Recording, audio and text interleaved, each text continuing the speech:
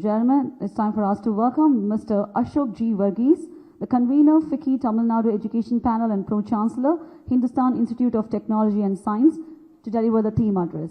Most respected Chief Guest of the day, Thiru Mano Tangaraj, Honorable Minister for Milk and Dairy Development, Dr. Francois Xavier Montreal, Attaché for Science and Higher Education, General Consulate of France, who is online, the organizing team from FICCI, the leaders on the dais and off the dais, administrators from across institutions and universities, respected faculty, researchers, guests and friends, a very good evening to you all.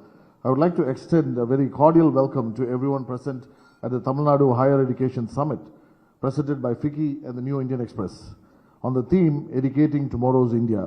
It is an honor to have you all here today, united by our shared vision of shaping the future of education in our wonderful country. The theme, Educating Tomorrow's India, encapsulates our collective obligation to equip the next generation with the skills, knowledge, and perspective necessary to thrive in the world that is constantly changing. We discuss strategies to reshape the landscape of education system in India. Traditional pedagogies must be discarded in favor of new approaches that foster critical thinking, problem-solving, creativity, and adaptability. Through these skills, our students will not only be able to navigate the complexities of the future, but they will also become active contributors and leaders in the effort to create a better society. What should be the aspirations for our country? What would you aspire for India? Earlier on today, Dr. Velraj, our Honorable Vice Chancellor of Anna University, was discussing about the SDGs. The SDGs which have been formulated by the EU. I am part of, the IURC project, which is of the European Union.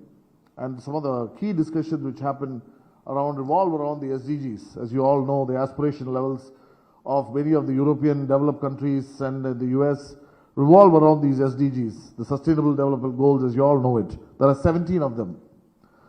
If I were to ask you which one would you choose, or rather, would there be an 18th SDG which could make a difference to a country like ours?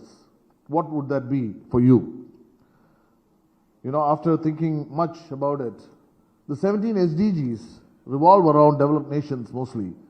But the 18th SDG, which I was thinking about, is about corruption, which rules many countries like India. And I think if the SDG number 18 were to be implemented, the theme, Educating Tomorrow's India, would be possible to a large extent, without which we would be a crippled nation, we would be a crippled state, and we would be crippled institutions. So it is my fervent belief that SDG 18 would help many of the countries like India who lag and who deserve a push, and without which we would be truly unable to progress into a developed nation. What should our aspirations be for the state? Each state in the south must compete with countries like Singapore, as quoted by Amitabh Kant, the G20 Sherpa and former Niti Aayog CEO. The startup culture, which was debated by Mr. Parvez today during one of the sessions, is to be established, as you mentioned, in all institutions. Many of them, like you say, protecting the environment, you say greenwashing, because many of the worldly corporates do not truly follow green norms, so we call it greenwashing, like whitewashing, Disruption is essential. Google, Microsoft were all startups which evolved into giant organizations. India consumes 50% of global online transactions. The resounding success of the Indian UPI is global, and many countries are trying to implement the same with the support of our government and IT companies. 95% of research proposals from even premium institutions are less than 1 crore rupees. Most published papers and are very content. This was quoted by Chris Gopalakrishnan, co-founder of Infosys. We must work with industries to scale up on research. The next big opportunity, increase enrollments in online education. Reach out to all our neighboring countries who are looking to India to provide support for their youth. Some of you may have heard of the famous online master classes, which are online and quite reputed. 180 odd lectures, but from the West in the world. Some of them, for example, Marc Jacobs for fashion, Carlos Santana for music, Natalie Portman for acting, Steve Martin for comedy, Gordon Ramsay for food, and Stephen Curry for sports. I have a proposal to create the best content by experts from Tamil Nadu for the world and online.